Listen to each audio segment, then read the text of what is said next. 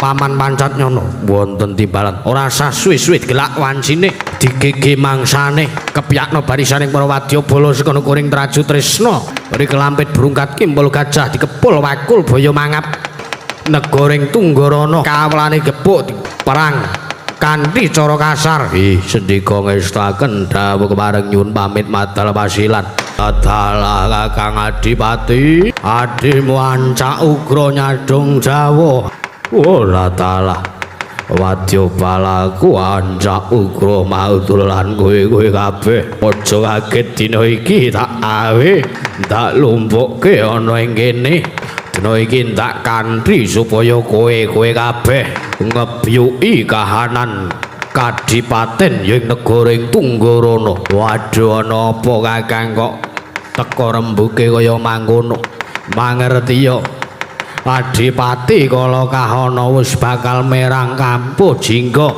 wis ora gelem mukti wis ora gelem ngayomi negaring Traju Tresna ya ing Surateleng mula kang saka kuwi gandeng Sinuwun Prabu Setija Bumanara Kasura nrimake ri kelambit brungkat kimbul gajah dibyuki batang sayuta Kadipaten Tunggarana ora sadut celemungan gage budalke dina iki ya jaluk pamit madal wasilan Kanjeng Adipati Iwang Tityang Kala Rudra Maspati Raja Dewaku Bapa Begawan Sumber Katong aja kaget ndak aweh rawuh mono ing Kadipaten Tunggarana kene ya Bapa wela taala Ung Mas Tunama Sidam Skaring bawana langgeng angger anak Prabu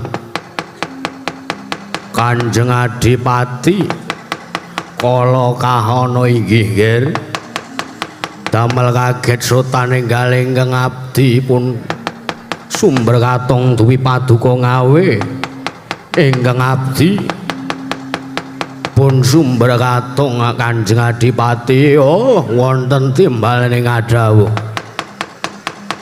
sekawit aku ngawe kelawan bapa ya mung mergo aku mung kepengin ngetokake unek-unek lan aku mung kepengin matur babagan apa sing tak rasake jroning sebrene suwene aku nglakoni urip ana ing Kadipaten ya ing negara Tunggarana iki wah menapa paduka nggadahi kekilapan tumrap ingkang Abdi lan kula nggadahi kekilapan menapa dhumateng paduka Kanjeng Adipati kala kahana kepareng ing sakmangke menawi kula anandang lepat kula aturi anyendu aturi andukani dhumateng kawula Kanjeng Adipati ora bapa satemene wis suwe nggonku nglakoni urip ana ing Kadipaten Tunggarana iki aku iki janjane wis bosen aku janjane wis wegah mergo jroning seprene suwene aku mukti aku urip ana ing Kadipaten Tunggarana iki aku ngrasake yen to uripku ana ing Kadipaten Tunggarana iki dadi reh-rehaning Kraton Surateleng utawa kang kasebut Traju Tresna pendak-pendak dina pendak-pendak minggu pendak-pendak sasi kawula ing Tunggarana kene kudu ngaturake glondrong pangareng-areng guru bakal guru dadi marang negara ing Surateleng aku wis wegah dadi reh-rehaning negara Surateleng bapa ora salah aku mung kepengin supaya nadyan negara Tunggarana iki negara kang kalebune wilayah cilik nanging aku mung kepengin merdeka besok kapan meneh aku bisa muktekke kawulaku yen to ora tak wiwiti saka saiki ning nek kahananku wae kahanane para kawula ing Kadipaten Tunggarana dadi reh-rehaning negara ing Surateleng dikekang dening Sinuwun Prabu Setija Bumanara Kasura aku ora iso urip kaya ngene iki bapa mula aku njaluk iguh pertikel kepiye nggonku bakal nglakoni urip yen to kaya mengkene terus lelakone uripe kala kaana lan kawula sak tunggarana bapa.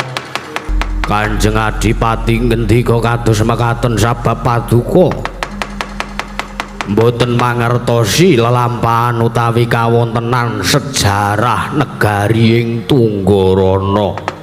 Wala dalah sejarahe kepiye bapa?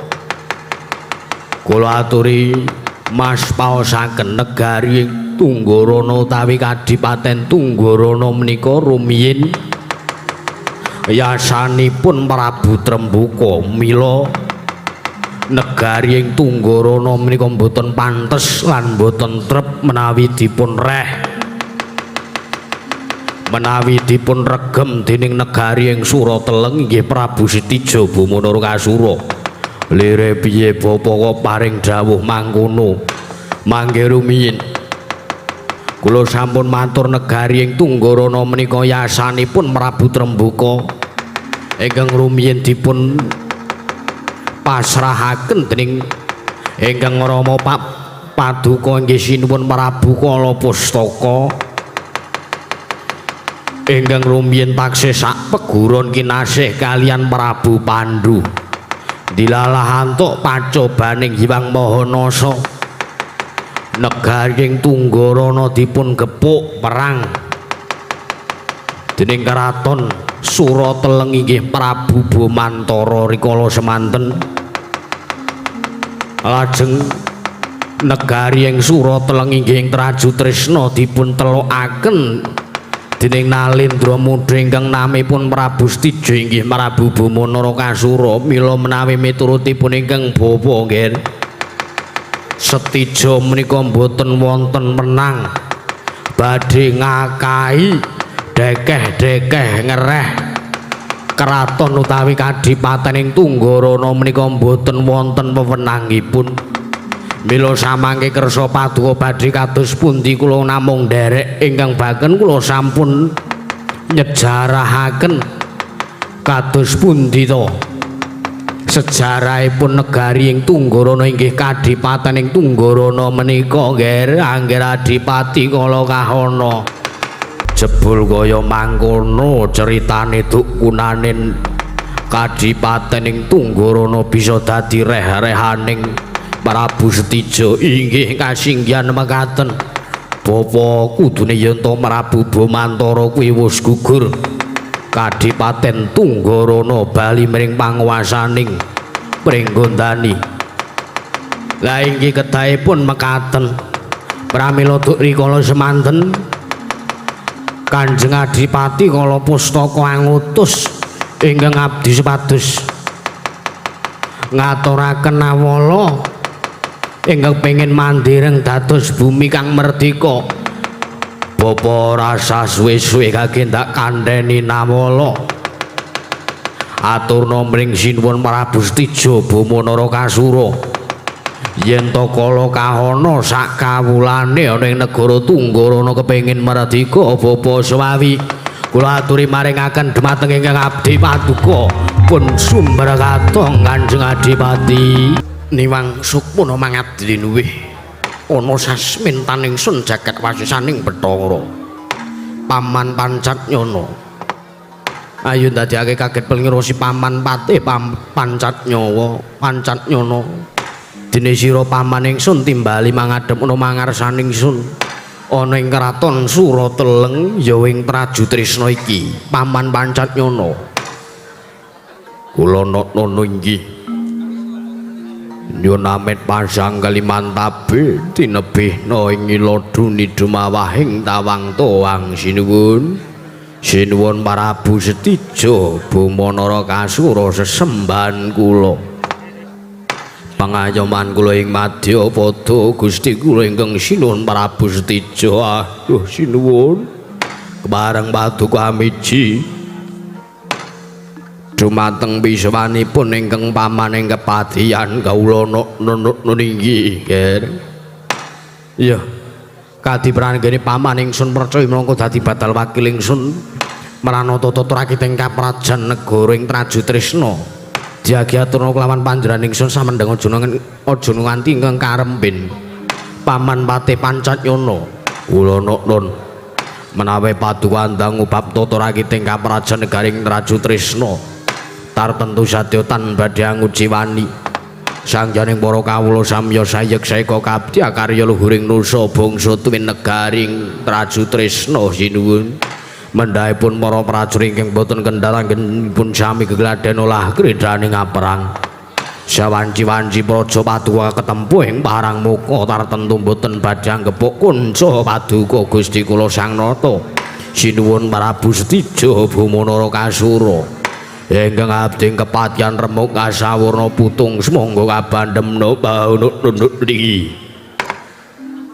ya gawe bumbung penggali ingsun dene mangkono kang dadi aturira paman ora lepakaring kang utama tindakna selawase urip kawula nunuk niki nanging dereng lan sak sampunipun kepareng ingkang paman ing kepatihan ngaturaken sembah sumangga ing pangabekti kula kunjuk sinuwun ya ndak tampa tiba sepadha-padha ya paman ora liwat prayogakna nggonira lungguh ngarsaning sun ana ing kraton Surateleng kawula nun sampun boten kirang prayogi apa dene sira Adipati Yayah Griwa padha raja sak prapta manggonira ingsun timbali ning kraton Raju Trisna kawula nunuk nggih bola taala sinuwun paduka nimbali dumateng ingkang abdi pun Yayah Griwa sak mangke wilujeng pisawan kula wonten ing ngarsa paduka Gusti kula ingkang sinuwun Prabu Setija Bumanara Kasura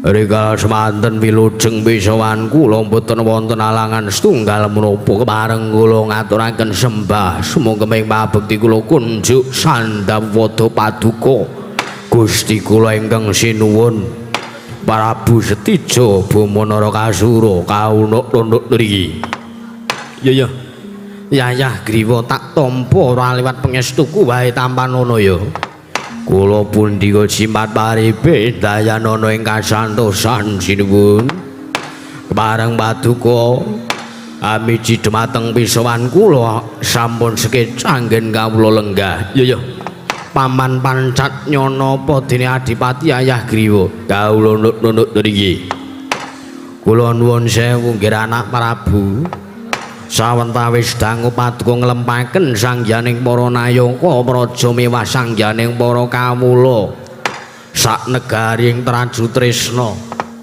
sawetawis dangu kula angarantu dawuh pangandika paduka Gusti kula ingkang sinuwun Prabu Setija kepareng paduka paring dawuh sinuwun wonten wigatos menapa wonten babakan ingkang ngrembak bab tata rakiting kamarajan menawi kepara saestu mekaten awi kula dherekaken manjing teleng ing kedhaton apan catur netra kalih ingkang pamaning kepatihan nanging menawi wadi tumraping para kawula mewah nayaka punggawa sanesipun awi kula kanthi manjing teleng ing kedhaton apan catur netra kalih ingkang paman lan menawi paduka badhe paring ganjaran dumateng kawula lelabetan menapa ingkang sampun kula tindakaken lajeng menawi kula nandhang lepat dosa menapa ingkang badhe kula sandhang kula mboten badhe selak sinuwun inggih sinuwun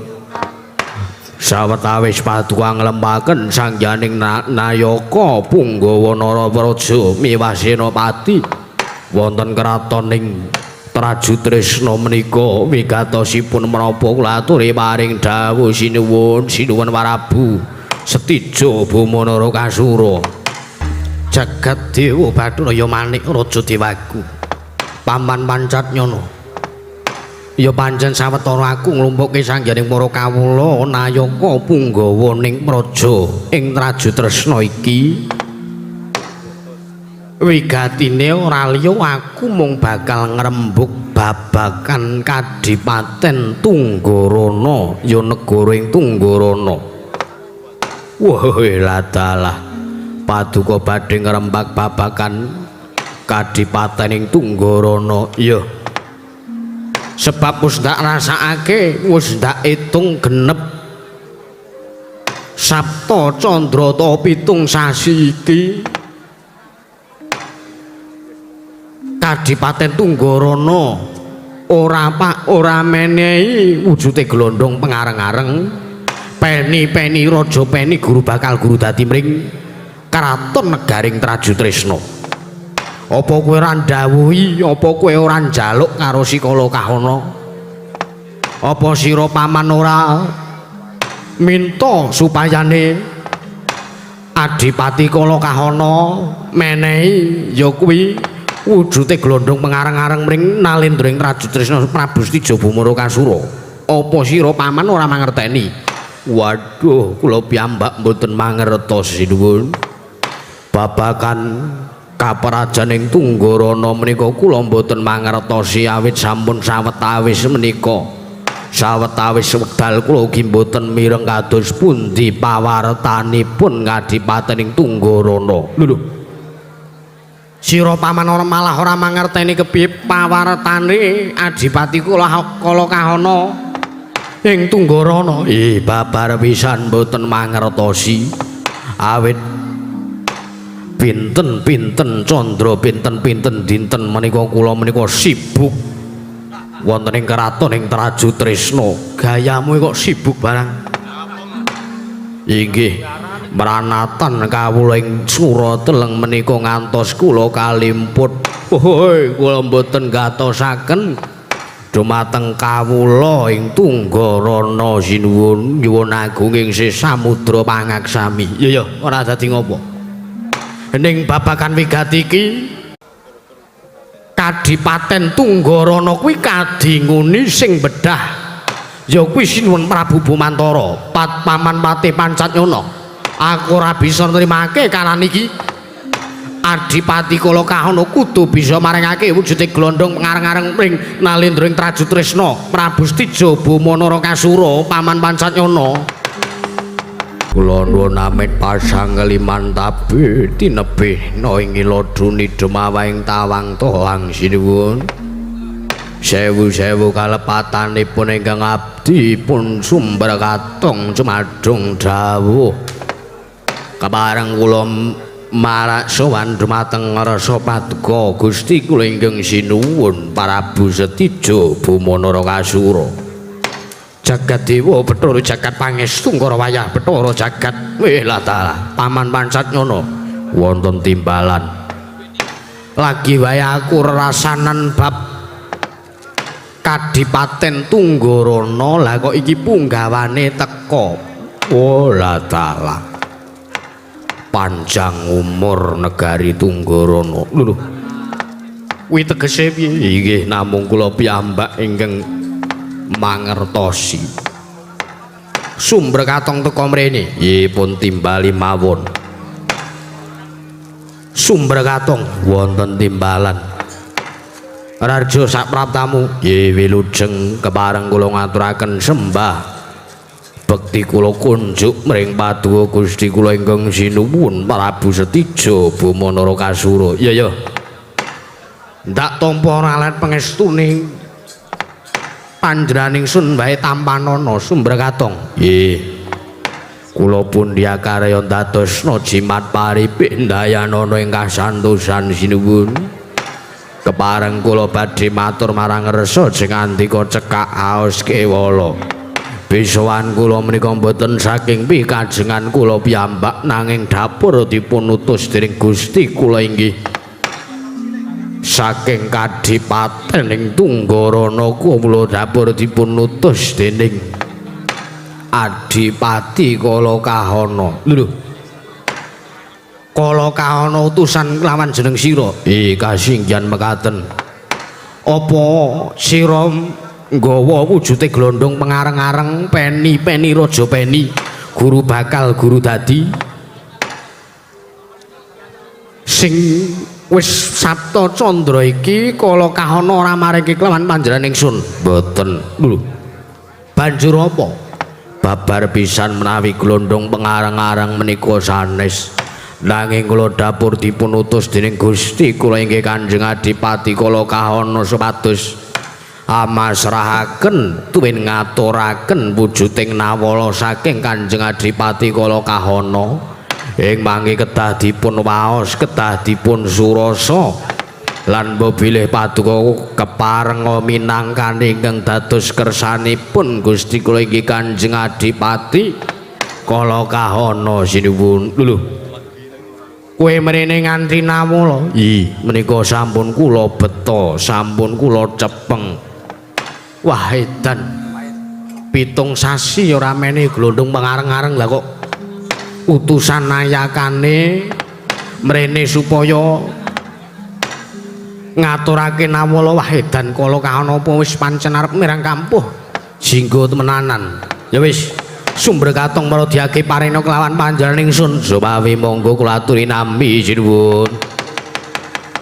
Paman Pancatnyana wonten timbalan sinuwun pancen jebul bener pangiraku yen to Kadipaten Tunggarana wis merang kampuh jingga wala dalala kok saged mekaten kawontenanipun isining nawala ndak surasaning nawala Kala Kahana matur yen to kepengin merdika kepengin merdikake bumi Tunggarana sumber katong kowe Balya matur marang Ratu Gustimu Adipati Kala Kahana Tunggarana bisa merdika yen to Kala Kahana iso nglundhungke Siraesti Jakuwawa bisa nglangkahi kuwandane Prabu Bamanakasura nyuwun pamit nadal wasilah nuwun kula aturaken maring Ratu Gusti jebul pancen bener pangiraku yen to Kala Kahana bakal merang kampuh jingga wala dalah kula mboten narimaken menawi sak mangke bumi Tunggarana badhe merdika mulane kuwi Paman Pancatnyana wonten timbalan ora sah suwe-suwe gelak wancine digege mangsane kepyakna barisaning para wadyabala sekono kuring traju tresna ri kelampit brungkat kimpul gajah dikepul wakul baya mangap negoring Tunggarana kawulane gepuk perang kanthi cara kasar sendika ngestaken dawuh kepareng nyuwun pamit madal wasilan Adipati Yayah Griwa wonten timbalan sinuwun budal kang padha sipujening Sunedya Kundura ngedaton nuwun ngestaken dawuh kepareng nyuwun pamit madal wasilan yo sing ati-ati Adipati Yayah Griwa kaya wis ora ana dawuh maneh Adipati Yayah Griwa lan Paman Patih Pancatnyana Latala Kakang Adipati Adimu ancak ugra nyadung dawuh aku mau dara nyadung dawuh Kanjeng Adipati nyadung dawuh Kanjeng Adipati nyadung dawuh Kanjeng Adipati nyadung dawuh Kanjeng Adipati kula nyadung dawuh Kanjeng Adipati kula nyadung dawuh Kanjeng Adipati kula nyadung dawuh Kanjeng Adipati kula nyadung dawuh Kanjeng Adipati kula nyadung dawuh lho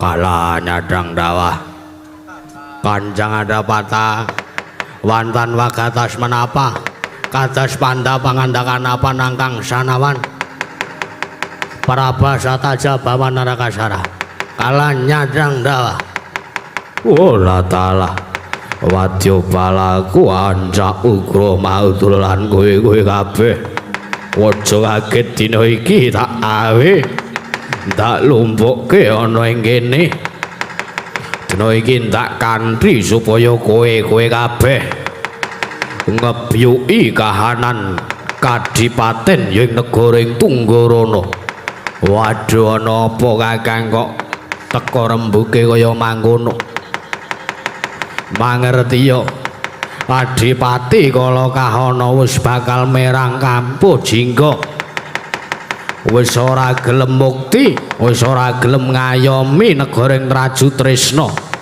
ya ing Surateleng mula kang saka kuwi gandeng sinuwun Prabu Setija Bamanakasura ora nrimake Hari kelambit berungkat kimpul gajah dibyuki batang sayuta Kadipaten Tunggarana bola dalalane ngono budal wae ya budal wae menawi mekaten kedah bidal dinten samenika menawi mekaten kedah bidal dinten samenika menawi mekaten kedah bidal dinten samenika Gusti menawi mekaten kedah bidal dinten samenika kedah bidal dinten samenika kedah bidal samenika kedah bidal samenika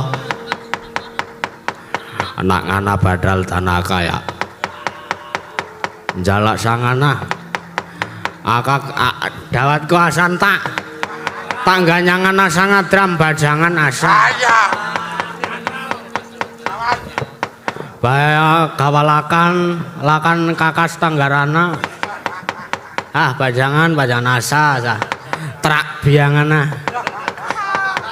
ora sadut selemungan gage budal ke dina iki ya jaluk pamit madal wasilan Gus Kanjeng Adipati ya jagat Dewa Bathara jagat Pangestungkara Kakang Mas Antareja sarawa jengantika mugi tansah kasukecana jengantika lenggah Kakang Masing Jangkar Bumi ya yayi kaya wis ora kurang prayoga praptanipun Kakang ya mung Kakang ngaturake salam taklimipun Kakang muga tansah kunjuk ana ngersaning siadi yayi Prabu Anom Gatotkaca iya Kakang Mas kula bundian dados no jimat damel mareming penggalih kula Dimas Antasena padha raharja sak praptane Dimas Antasena Kang selamet wah jan katon anyar pendapamu balemu iya iki kapan leh ngresmekke urung Dimas iso nek diresmekne nanggap ayang meneh iya wis penak pokoke wis garek ngejoke proposal ning pusat mengko ora wis diparingi iya Dimas nah iya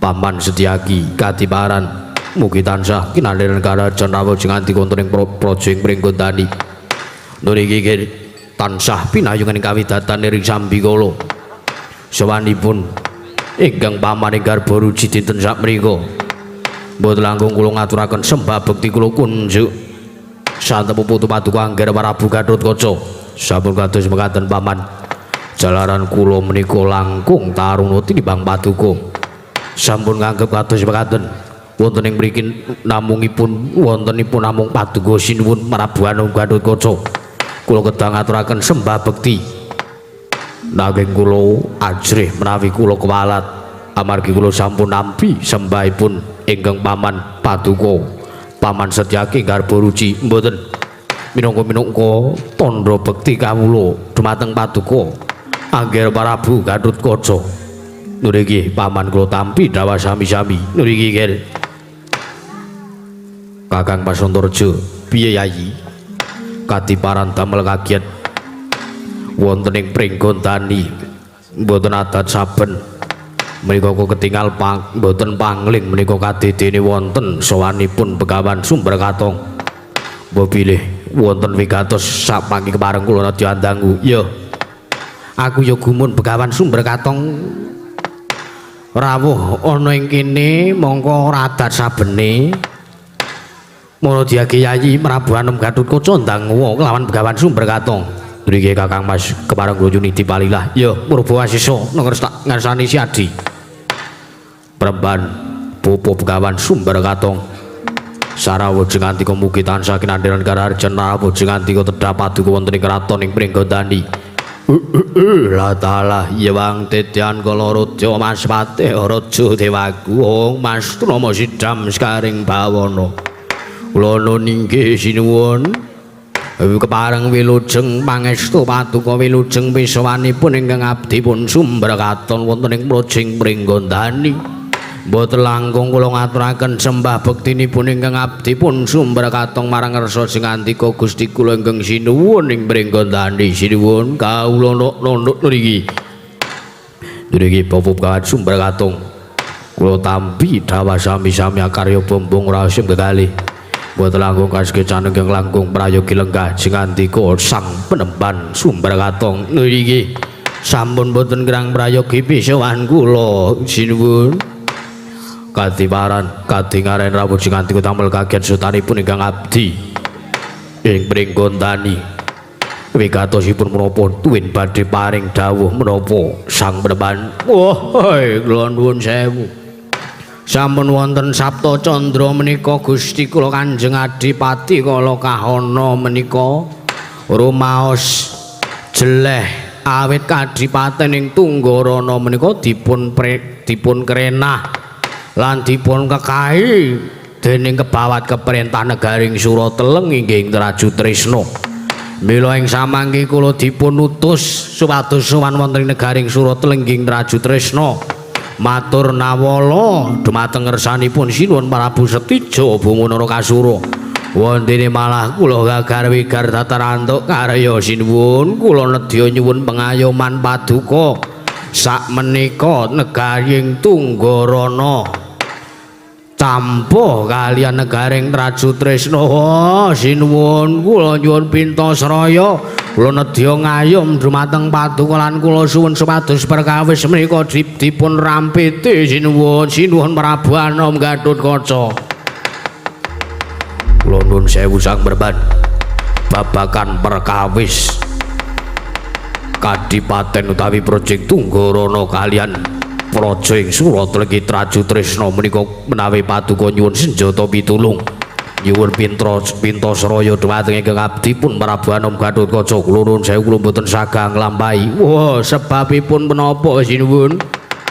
Kula menika sampun dangu kerengan kalian Kakang Mas Tijo nembe kemawon menika kula nedya kepengin rukun kalian Kakang Mas Tijo Bumana Kasura wonten paduka sang penemban paring dawuh bilih kula kedah merantasi perkawis menika. Nuwun sewu kula mboten purun cawe-cawe kajengipun babakan perkawis Project Tunggarana kersanipun dipun kebawat keperintah negari ing Traju Tresna kemawon. Gatut kowe tak omongi ya Le,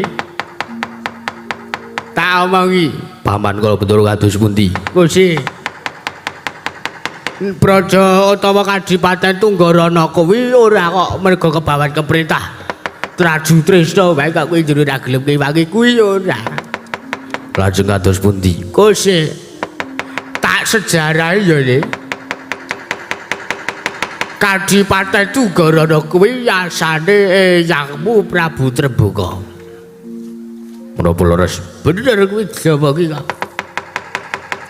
Yasane aku Prabu Trembaka nalika suwun dipasrahke karo bapakne Kala Kahana ya kuwi Kala Pustaka. Kanjeng Adipati Kala Pustaka banjur negari Tunggarana dibedah dening Nalendra Surateleng duk ngguni sing dadi Nalendra ya kuwi Prabu Bomandana. Kanthi saiki gentenan negara Surateleng dibedah dening Setija kakangmu Narakasura sing dadi Nalendra ana ing Traju Tresna. Mula manggon Begawan Sumber Katong njaluk tulung kaya kowe iki manggon Tut, manggon wae kowe kudu nulungi Tut. Aduh Kanjeng Paman.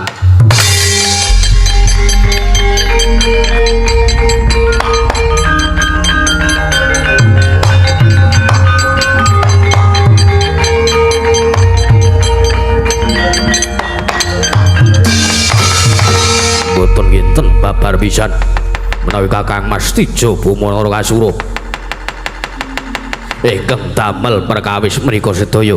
Lah mulane kowe iki ya dewa wenang tumrap Kadipaten Tunggarana merga pancen Kadipaten Tunggarana kuwi dhisike biyen manane kuwi asane Yangmu Prabu Trembaka. Mulane kowe ya Dut, kowe ki mangkono Dut, ki mangkono. Mesakno kawula Tunggarana ora ana sing ngayomi dikrenah uripe dening Setija Narakasura. Kakang Mas Tijo kula nyuwun papunten kula ketawatur kalian panjenengan.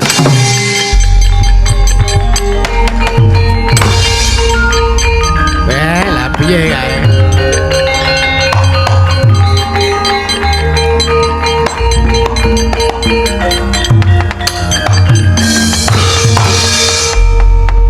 Rak ming perkara warisan to ujung-ujunge. Kudune ra ya dirembuk. Mbok menawa ana sertifikate. Perkara warisan nggo rebutan eneng-enengan ora ming sak Kadipaten Turanggana Tunggarana Dimas. Tunggorono, ora Turangga, ora. Tak kira Turanggono. Ngawur senengane ora wis. Kakang Gatotkaca diwangi majelis daki mboten dawuh kene. Kepiyake Wadyabala saka pringgondane wis ring lampit brukat digawe perang sisan. Iya. Sisan wae. Paman Brojo Wikalpa Brojo Lamantan wis pokoke kadang brojo kabeh kepiyake. Sendika dawuh kene. Wis ayo ora sah suwen ora usah kesuwen ayo wis diwangi Kakang Gatotkaca gempur murungake niate Kakang Setija anggone bakal gempur projeng ngendi mau Tunggorono Turanggana Tunggorono nah wis kuwi bener wis aja diubah-ubah ora wis ora usah suwe-suwe ayo diwangi mau kula dherekaken kan Tungdlang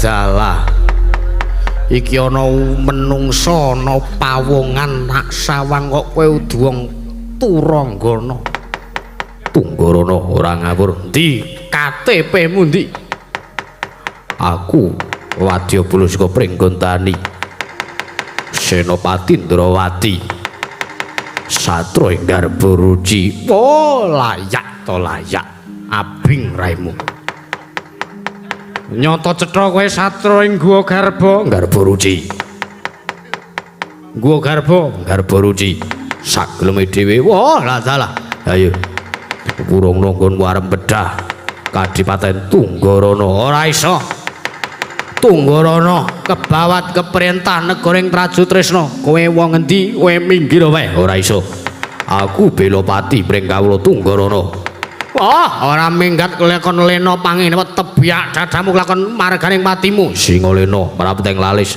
tumenggung sapa jenengmu lah ora ulung kenalan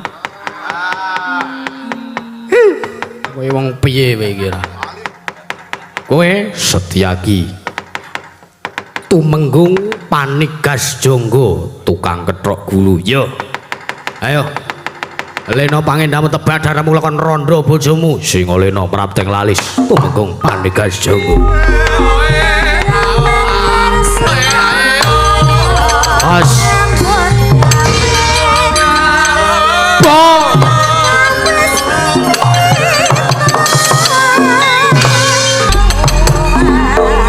Yot jar hot yo hot jaga yo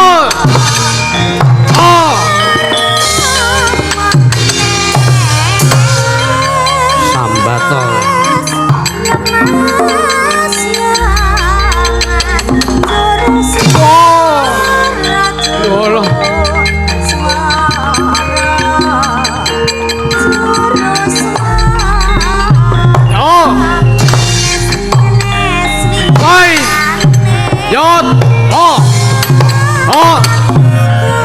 ayolah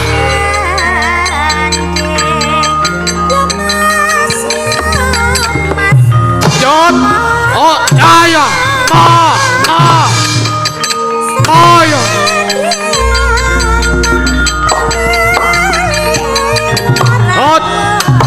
sandak sirah bot boy bot mati ayolah ya bah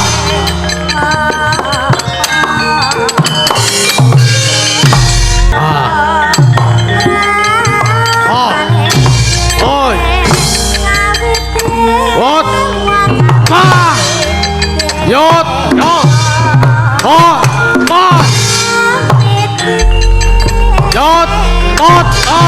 mati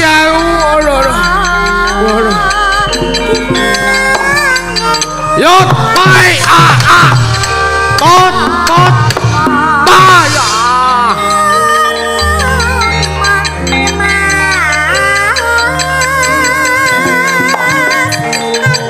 Ot sikap yo Tot sikap bayalah oh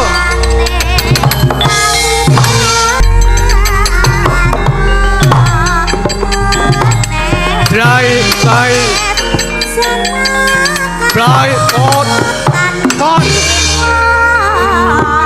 Pecok wit weh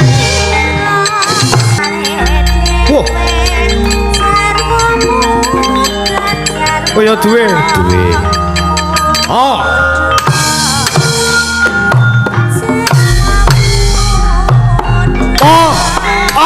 pa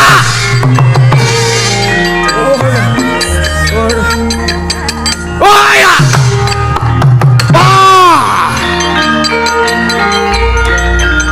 yo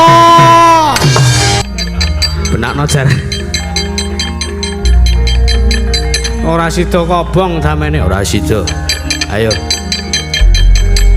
njaluk apa Antarja iya kepara nyata ayo wadya bala traju tresna balya aja mbebudhek banyu bening kahanan tunggaron keras atos oh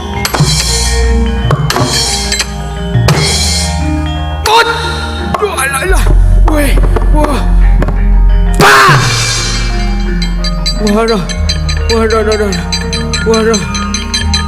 wah yot baleni urung ya keri itu ding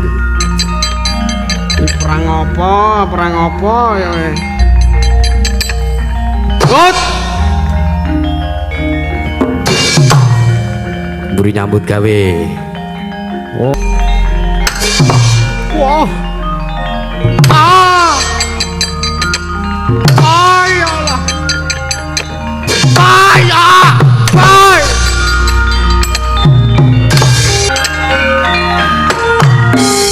amuk Suramarata keprakku pedhot dandanana oh lah dalah iblis lanat ayo ndi wong mringgondani maju kabeh wong mringgondani wong Tunggarana maju kabeh apa iki oh menungsa Antarja aku kowe buta traju tresna mati dening aku ayo njajal Antarja gigit siung ngapit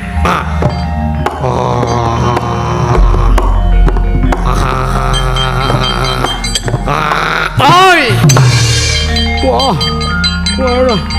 waduh kot hey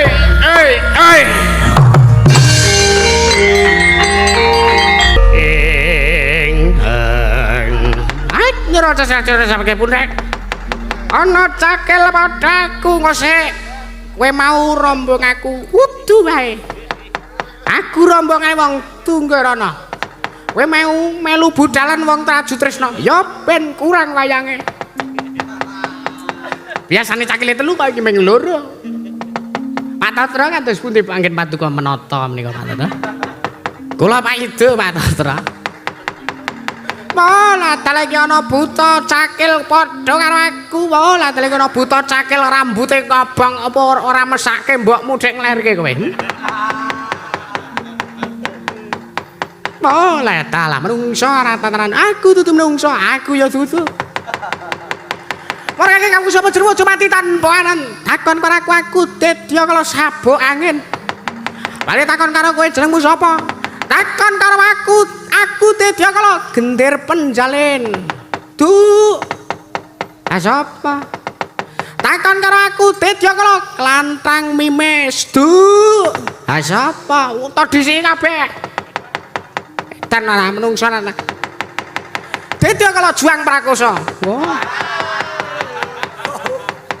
Neng ngono cekelanmu demung. Iya, saiki saron. Ana penyaron kok arep menguasai dalang ya ora iso. Jalur kapake kelakon sap iki permatang. Kakek jare kaya marang perancan komat kapi to ya lo tapangin tabrake dong bantengan mati. Hus. Cakilan kok dong banteng. Ora gagah blas. Tabrake serapet lasem ya jan mati dene tungglep. Ah! Baik. Oh! Pa! Kota!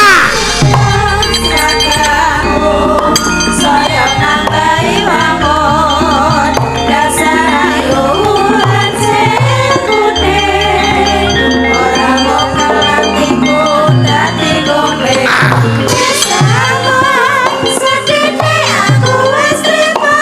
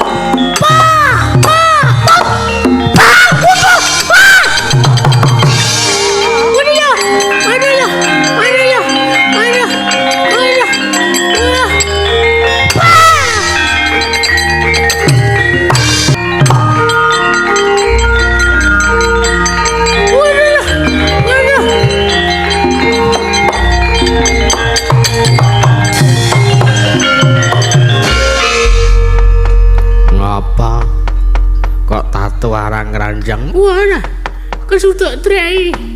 Aduh, edan perang orang tatanan. Manusia yang jatah rasanya baru iblis lanang. Kopat kapito yang mana berancangan. Kopat kakek jago yang mana berancangan. Wes. Kalah sumbar. Wah, mungso cakil tuturanggono. Tunggorono, edianane. Kowe maju. Wah, golek buta ambal saka Tunggarana.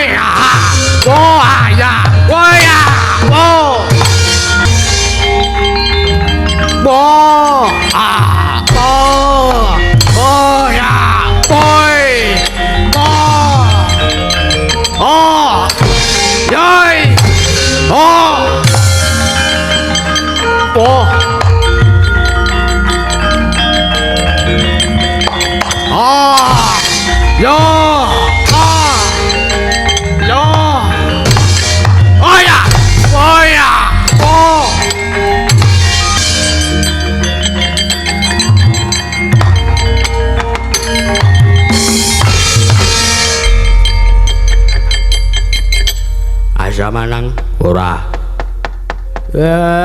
bata gablak mangsa batambal saja kawa kalah gablak gablak asdaam randah gajangan kawa beranjang enu bronjong harap panglang kae sang maja sang nyakal dram ki hagalama dawa gagelak mata denengan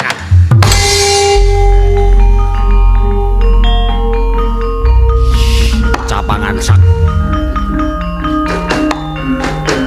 jadi kita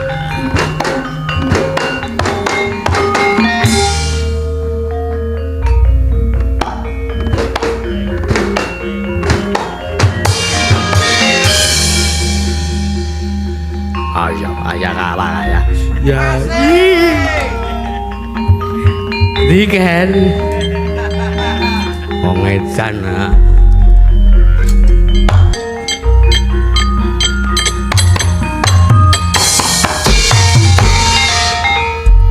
Arep ngopo wae?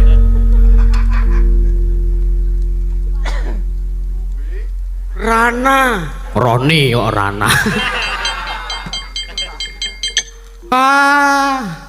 Apa kabar? Ape. Baba. Kabarmu apa? Ape. Kabarmu apa? Kabar apa jama? Aku nangkep bojoku. Bojoku kabare ape? Kabar anak mah. Anakku kabare ape? Wah, karak mah. Kirikku.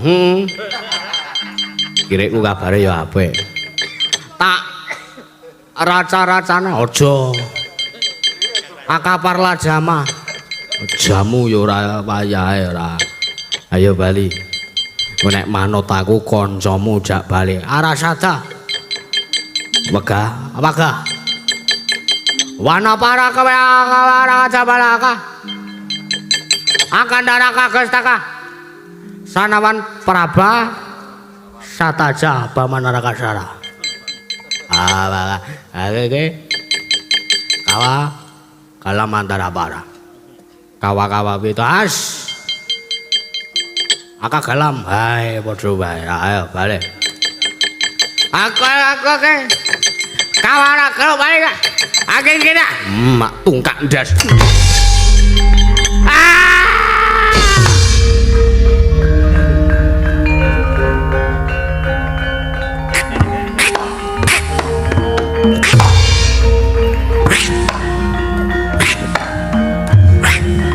Mudah romblindis kan.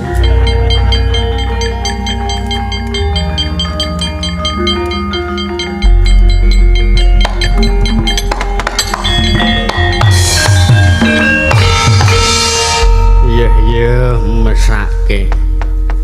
Ana penabuh jahe pong apik-apik diudani.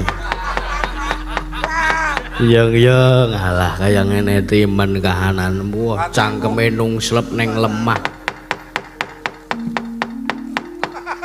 Rumangsaku kok ming sak enthik kaya ngene. Enak petrot enak.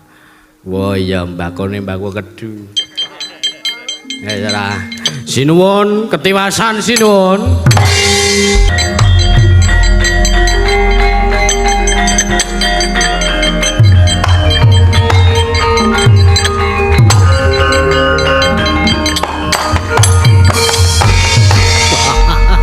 Keparat Gatotkaca wis wani karo Kakang nih.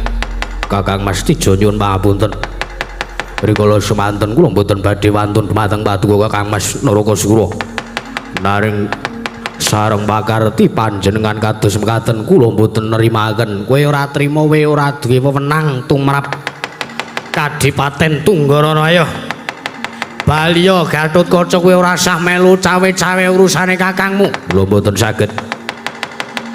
Negari Tunggarana mriku kebawat keperintah Pringgondani. Kok iso kowe muni ngono kuwi? Rumiyin yasanipun Kanjeng Yang Tembuka. Ora ngandel. Minggiro Tunggara bedhahe. Kula sesamaken. Kula sepanggaken panjenengan bedah negaring Tunggara waton sampun gumlundrung sirahipun Gatotkaca. Mati tring aku.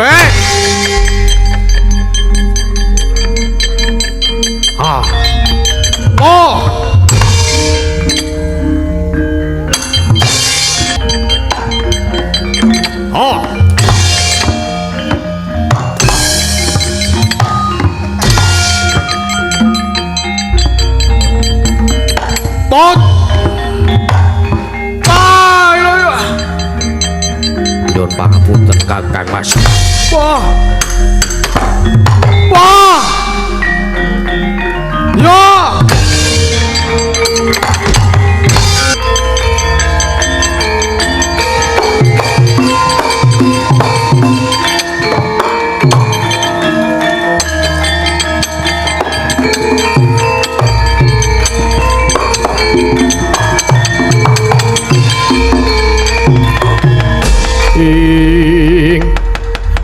Watmara sanga bagus semuanya kamanungsan kasopanting kaing mungsuka ong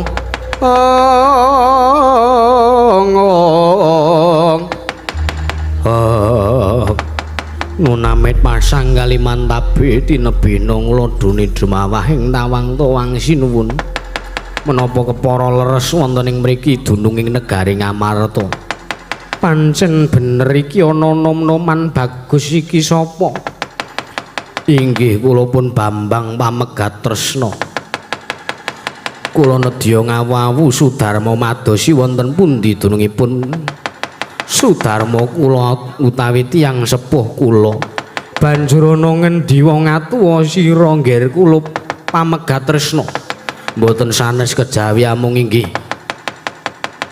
Kanjeng Rama Raden Arjuna satring Madukara Arjuna wonten timbalan Koko Prabu iki ana nom-noman ngaku kepengin ngawawu Sudarma karo kowe iki temenanan apa ora nggugu karepe dhewe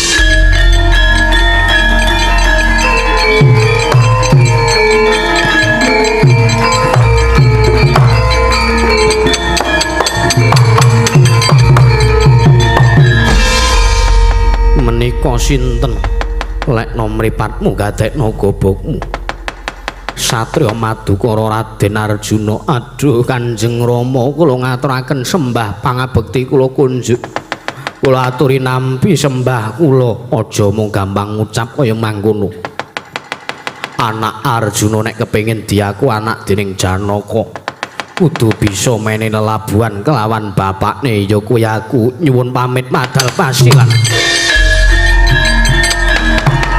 wah edan panus maning jajalanat Gatotkaca inggih Kakang Mas lah kok kowe katon nglumpruk tanpa daya kula mangertos bilih paduka Kakang Mas Tijo Kakang Mas Naraka Surawirang kalian kula awit rikala semanten Sang Begawan Sumber Katong piyambak ingkang nyataken bilih buktinipun nyatanipun Kadipatening Tunggarana menika kebawat keperintah negaring Pringgondani ora iso Tunggarana kudu diatanake sayembara antarane kowe apa aku sing tekaning pati nyuwun papunten menawi kula kedah wantun kelawan jengandika ngadeka ya aja kaya cah cilik kaya ngono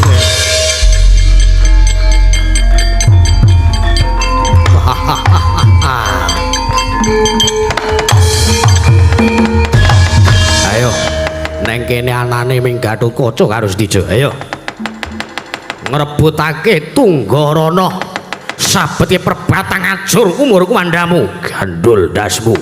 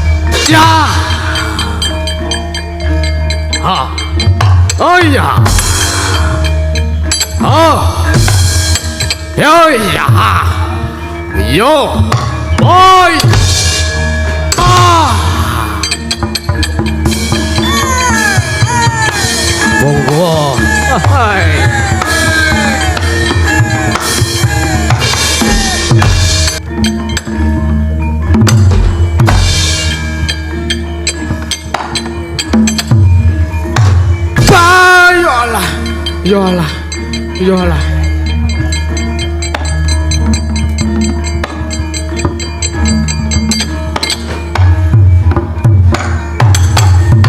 Hot. Hai.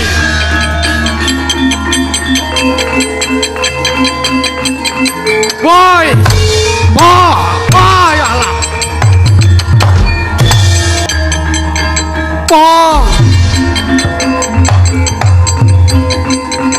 Wah.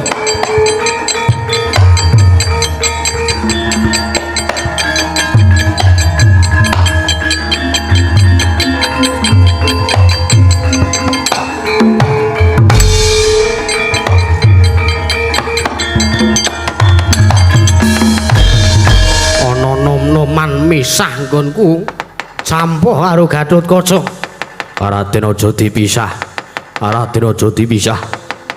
Sampun Kakang Mas. Mboten wonten ginanipun panjenengan ngawontenaken pabaratan utawi paperangan nyatanipun sampun cetha bilih negari utawi kadipatening Tunggarana menika pancen estu kebawat keperintah negari ing Pringgondani. Aku ora nrimakake ginanipun menapa panjenengan boten narimakaken. Sampun menawi ndaratur kula panjenengan kula aturi kundur kemawon.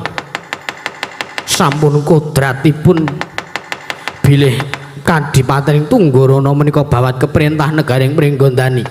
Kula ngeman kelawan jengandika Kakang Mas Narakasura lan Kakang Mas Gatotkaca. Kowe njeluk aku Kakang Mas. Nggih kula taksih rayi dalem paduka.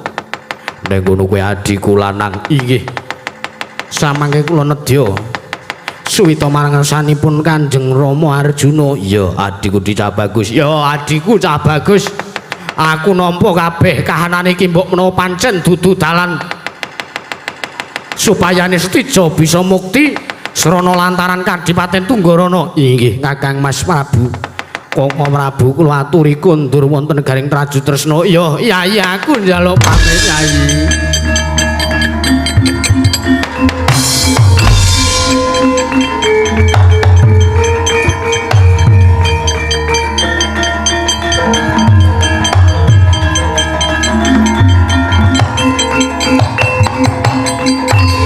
Anakku ngger sahabat.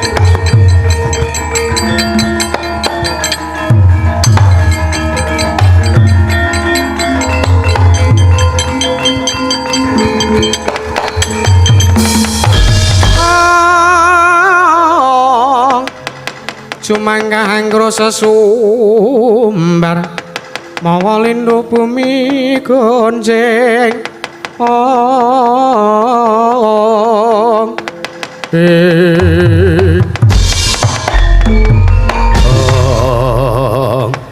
Anakku Cah Bagus, cetha pancen kowe putra Madukara sing bisa mene lelabuhan tumrap wong tuwamu. Nggih inggih Kanjeng Rama kula aturi nampi sembah kawula. Samangke kula ngaturaken sembah pangabekti kula kunjuk. Iya nggih anakku Cah Bagus. Ayo gage kumpul dadi siji menyang negara Ngamarta sumawi kula dhiraken Kakang Mas Arjuna.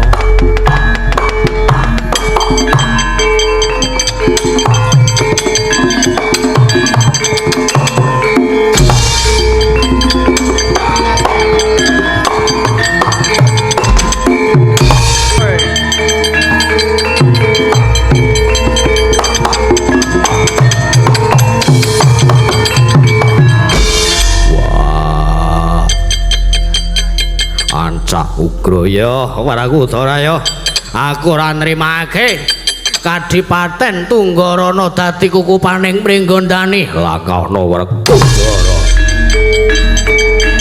Wah.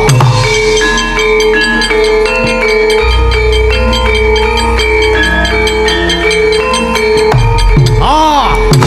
Yo.